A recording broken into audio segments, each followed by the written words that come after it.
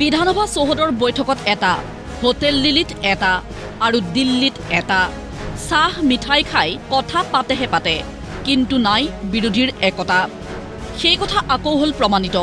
বিধানসভা চৌহদত একত্ৰিত বিৰোধীয়ে বিজেপিক পৰাভূত কৰাৰ ৰণকৌশল তৈয়াৰ কৰিলে ঠিকেই, কিন্তু সেই বৈঠকৰ পাছতেই দিল্লীত অখিল গগৈৰ ওলোটা খৰ।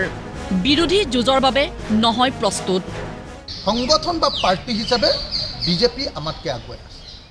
আমি oppositions are not prepared to fight against BJP.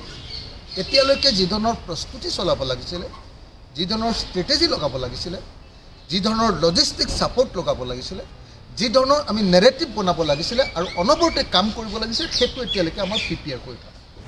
ৰাইজৰ দলৰ সভাপতিৰ এনেবোৰ মন্তব্যই এতিয়া বাৰম্বাৰ বিপদত পেলাইছে একত্ৰিত হ'ব খোজা বিৰোধীক। দুমোজাত পৰি প্ৰদেশ কংগ্ৰেছৰ সভাপতিৰ মন্তব্য। কিয় স্থিতি সলনি হ'ল অখিল গগৈৰ, সেয়া জানিব অখিল গগৈয়েহে। ভিতৰত যি আমাৰ আলোচনা হ'ল, য'ত আমাৰ সকলৰ একমত আছিল, তাৰ পিছত গৈ 2 দিনৰ ভিতৰত অখিল গগৈ ডাঙৰীয়া দিল্লীত গৈ তেওঁলোকৰ স্থিতিটো সলনি হৈছে, এয়া তেওঁহে জানিব। কিন্তু 12 তাৰিখত আমি যিখিনি কথা আমি পাতিছিলোঁ, এই কথাতে আমি অটল যে আমি সকলোৱে আমাৰ দায়িত্ব যে মাত্ৰ কাৰোবাক গুচাব লাগে, কাৰোবাক আঁতৰাব লাগে, সেয়া নহয়। আমাৰ চৰকাৰ অহাৰ পিছত অসমৰ জ্বলন্ত সমস্যাৰ সমাধান কৰিবলৈ বাবে আমাৰ ওচৰত কি পৰিকল্পনা, সেই পৰিকল্পনা নিজৰ মাজত আলোচনা কৰাৰ পিছত ৰাজহুৱা কৰাটো আমাৰ প্ৰথম কৰ্তব্য। অখিল গগৈৰ এনে কথা বতৰাই বিবোধিত পেলাইছে বিৰোধীক। ফলত অসম জাতীয় পৰিষদৰ সভাপতি লুৰিণজ্যোতি গগৈৰ আহ্বান, জনগণৰ ইচ্ছাক সন্মান জনাই সংযম ৰক্ষা কৰক বিৰোধী নেতাসকলে।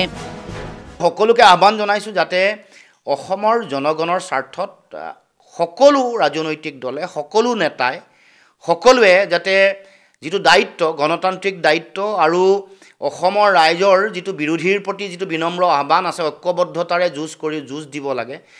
যিবোৰ মানে কোনো কাৰণতে যাতে অবিশ্বাসৰ বাতাবৰণ নহয়, ভুল বুজাবুজি নহয়, কোনো কাৰণতে যাতে ইগ' অহংকাৰৰ প্ৰশ্নই যাতে ক্ৰিয়া নকৰে, তাৰ কাৰণে সকলোৱে সংযম ৰক্ষা কৰি বিজেপিৰ বিৰুদ্ধে ঐক্যবদ্ধভাৱে যুঁজ দিব লাগে।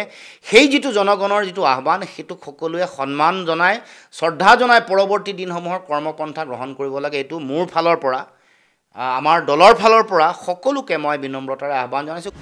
এজনে কয় যুঁজ এখন হ'ব, আন এজনে কয় যুঁজলৈ প্ৰস্তুতেই হোৱা নাই। বিৰোধীৰ এনে তালমিল নোহোৱা বক্তব্য আৰু ৰাজনীতিয়ে শক্তিশালী গেৰুৱা বাহিনীক ৰোধৰ পৰিকল্পনা কিমান দূৰ বাস্তৱায়িত কৰে, সেয়া সময়তহে লক্ষণীয় হ'ব। ব্যুৰ' ৰিপৰ্ট, প্ৰতিদিন টাইম।